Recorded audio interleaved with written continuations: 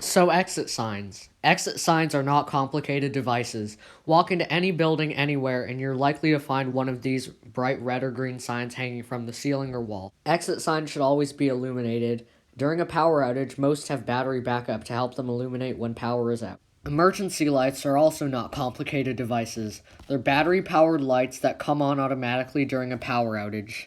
All emergency lights have test buttons so you can check if they're still working right. Are there many problems with these? Let's find out. In the past, exit signs were made of metal usually, and they had incandescent bulbs to light them. Nowadays, your exit sign would probably look like this. Plastic, LED lights with battery backup. Here's a real-life example of a name brand exit sign, which is dual light, and a generic exit sign. As you can see, the dual light exit sign blows the generic out of the water. Keep in mind the dual light exit sign only has 4 LEDs and the generic sign has 12 LEDs. But hold up, wait a minute. The most important function of an exit sign is to identify an exit route even in smoke. Let's see how this performs with smoke. So as you can see, here's our smoke filter, so let's cut the lights. Here's our smoky room test. The dual light sign is on the left and the generic sign is on the right. As you can see, the dual light sign performs much better. Now we're going to test emergency lights. Here's an old Prescolite emergency light model EDS2, and as you can see, it does a pretty good job lighting up the area.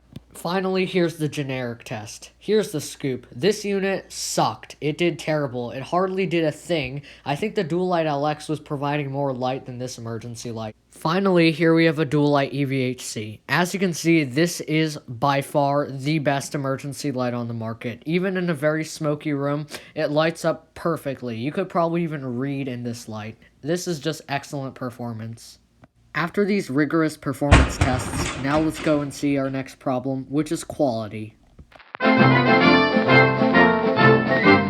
Quality is just not, if more important than, performance. A low-quality unit will not work properly during an emergency, period. To prove this point, how often do you see this, or this, or this, or even this, or this? All of these have one thing in common. They're all quality problems. The biggest problem with emergency lights is these guys right here. Not only are they extremely cheap, they have a lead-acid battery and incandescent bulbs that are extremely dim. Not only that, most of them don't even have reflectors. I had to glue reflectors into mine. The thing about lead-acid batteries and emergency lights is that they're heavily dependent on the battery you put in. If you have a good quality unit but you put a bad quality battery in, well, the unit isn't going to be very reliable. At the same time, LED emergency lights aren't always the future. There are too many underperforming LED emergency lights out there for me to call every LED unit good. At the same time, a properly engineered LED unit can do a great job and have great performance. Here we're inside of a dual light exit sign, and as you can see, we have a line transformer. Here on this Chinese garbage sign, as you can see, we have this bunch of capacitor that's supposed to regulate the input on this. This leads me to my next point, which is lack of general knowledge. When people are looking for emergency lights to install, they're not looking for ease of install or quality or performance. They're looking for price. The only way we can stop these from being installed is to just give them the boot. Naturally, people are going to go for the cheapest option, so by getting rid of these, they have to use something good. The problem with inspections is that most inspectors certainly don't care. It's easier for them to just turn a blind eye instead of writing it up. So there's two solutions to this problem. Either get inspectors to do their job, or just get emergency lights to maintain themselves. Think about smoke alarms. They have a battery beeper to tell you when the battery is low. Imagine how many exit signs would be working today if they had battery indicators that beeped when they told you that the battery was low.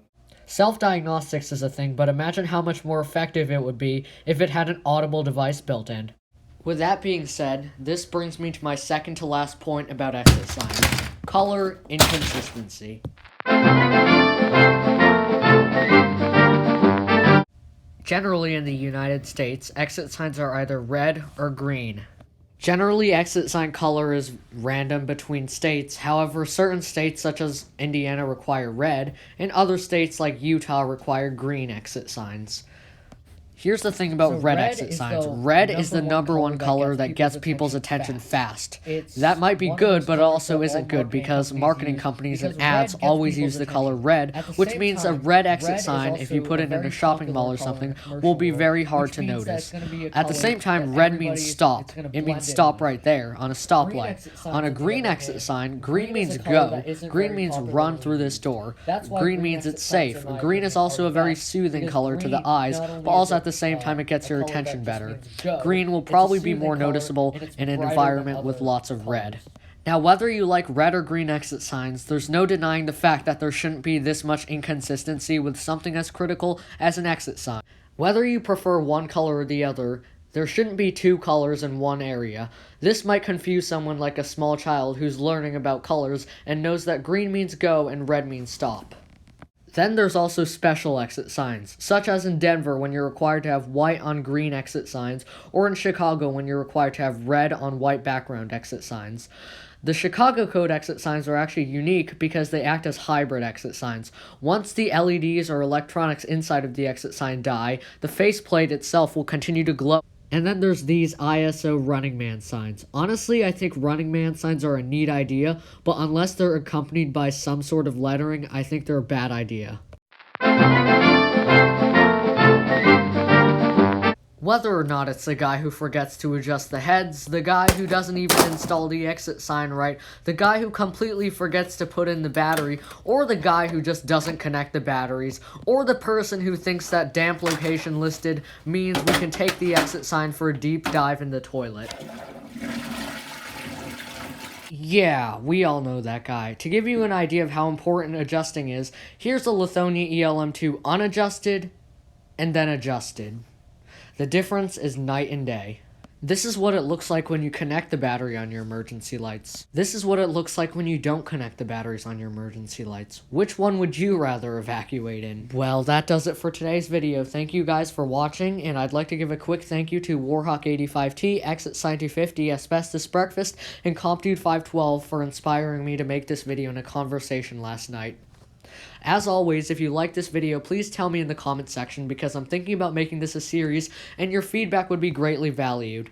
Thank you for watching.